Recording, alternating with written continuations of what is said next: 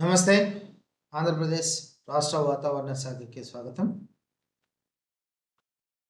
గడిచిన 24 గంటల్లో ఆంధ్రప్రదేశ్‌లో గమనించినట్లయితే, కోస్టల్ ఆంధ్రప్రదేశ్‌లో చాలా చోట్ల, అలాగే రాయలసీమలో అనేక చోట్ల వర్షపాతం నమోదు కాగా, గరిష్టంగా ఒక భారీ వర్షంతోటి కోస్టల్ ఆంధ్రప్రదేశ్‌లో ప్రకాశం జిల్లాలో 8 సెంటీమీటర్లు నమోదు కావడం జరిగింది.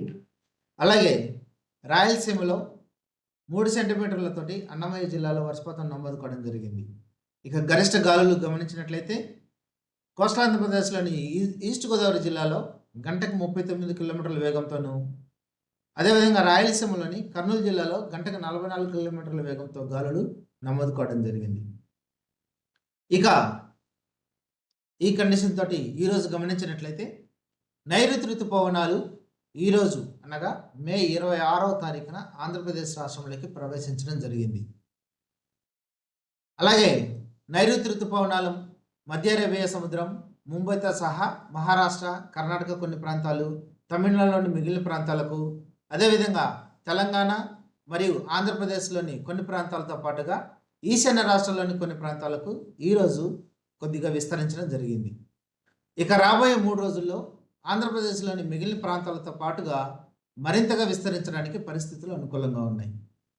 భారత్ మరియు పరిసర ప్రాంతాల మీదుగా ఉన్న అల్పపీడన ప్రాంతంతో అనుబంధంగా ఉన్న ఉపరితల ఆవర్తనం నుండి ఒక ద్రోణి ఇప్పుడు ఉత్తర తెలంగాణ, దక్షిణ ఛత్తీస్గఢ్ మరియు దక్షిణ ఒడిశా మీదుగా ఉత్తర కోస్తాంధ్రప్రదేశ్ వరకు సగటు సముద్ర మట్టానికి 3.1 మరియు 5.8 కిలోమీటర్ల మధ్యలో విస్తరించి ఎత్తుకు వెళ్లే కొలది దక్షిణం వైపు వంగి ఉంది. ఇక మే 27వ తేదీ నాటికి పశ్చిమ మధ్య బంగాళాఖాతం మరియు దానిని ఆనుకుని ఉన్న ఉత్తర బంగాళాఖాతంలో ఒక అల్పపీడనం ఏర్పడే అవకాశం ఉంది. వీటి ఫలితంగా రాబో రోజులకు వాతావరణ సూచనలు గమనించినట్లయితే రాష్ట్రంలో కూడా ఋతుపవనాల ఆగమనంతో వర్షాలు విస్తారంగా రావడానికి అవకాశం ఉంది. అదేవిధంగా ఉరుములు మెరుపులు కూడా సంభవించడానికి అవకాశం ఉంది. రాబో 5 రోజులు కూడా కోస్తాంధ్రప్రదేశ్ మరియు రాయలసీమలో ఉరుములతో కూడిన మెరుపులు సంభవించడానికి అవకాశం ఉంది. అదేవిధంగా ఈదురుగాలులు ఈరోజు రాయలసీమ మరియు కోస్టల్ ఆంధ్రప్రదేశ్లో గంటకు 40 నుండి 50 కిలోమీటర్ల వేగంతో వీచే అవకాశం ఉంది.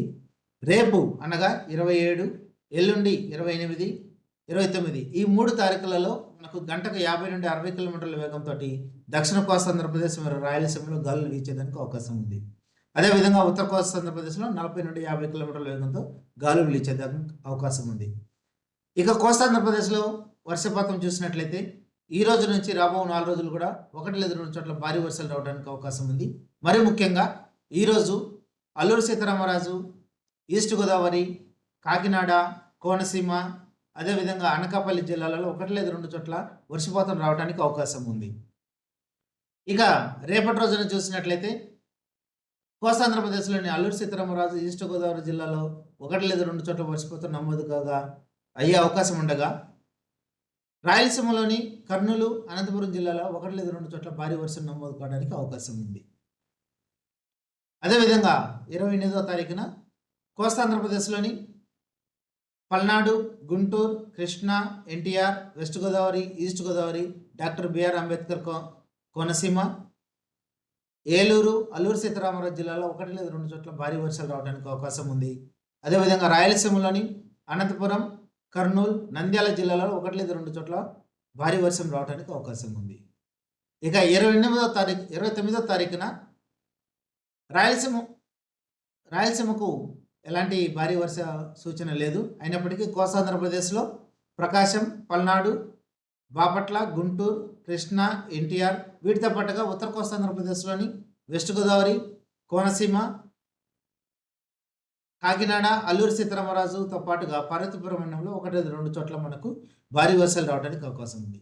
ఇక గాలులు చూసినట్లయితే 50 నుండి 60 కిలోమీటర్ల వేగంతో మనకు దాదాపుగా రాయలసీమలోని అన్ని జిల్లాలలో కూడా రాబో 3 రోజులు కూడా వీచేదానికి అవకాశం ఉంది. కాబట్టి ఈ హెచ్చరికలన్నింటినీ దృష్టిలో ఉంచుకొని ప్రజలు అప్రమత్తంగా ఉండాలని తెలియజేస్తున్నాం. మరి ముఖ్యంగా రేపటి నుండి ఈదురుగాలులు 50 నుండి 60 కిలోమీటర్ల వేగంతో వీచే అవకాశం ఉన్నందున విద్యుత్ స్తంభాలు కానీ లేదా టెలిఫోన్ స్తంభాలు నేలకొరగడానికి అవకాశం ఉంది.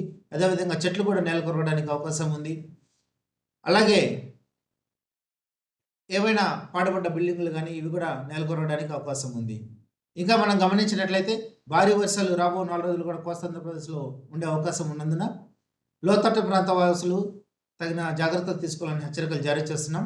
అదేవిధంగా ల్యాండ్ స్లైడ్స్ గానీ, లేదా ట్రాఫిక్ అంతరాయం జరగడం గానీ వంటి మొదలగు ఇబ్బందులు ఏర్పడే అవకాశం ఉంది. కాబట్టి ఈ హెచ్చరికలన్నిటిని దృష్టిలో ఉంచుకొని ప్రజలు వారి ప్రయాణాలను కూడా ప్లాన్ చేసుకోవాలని హెచ్చరిస్తున్నాం. అదేవిధంగా రైతు కూలీలు, దైనందిన కూలీలు, మరి ముఖ్యంగా పశువుల కాపరులు ఉరుములు, మెరుపులు సంభవిస్తున్న సందర్భంలో ఎట్టి పరిస్థితుల్లోనూ చెట్ల కిందకి వెళ్ళరాదని హెచ్చరికలు జారీ చేస్తున్నాం. నమస్తే.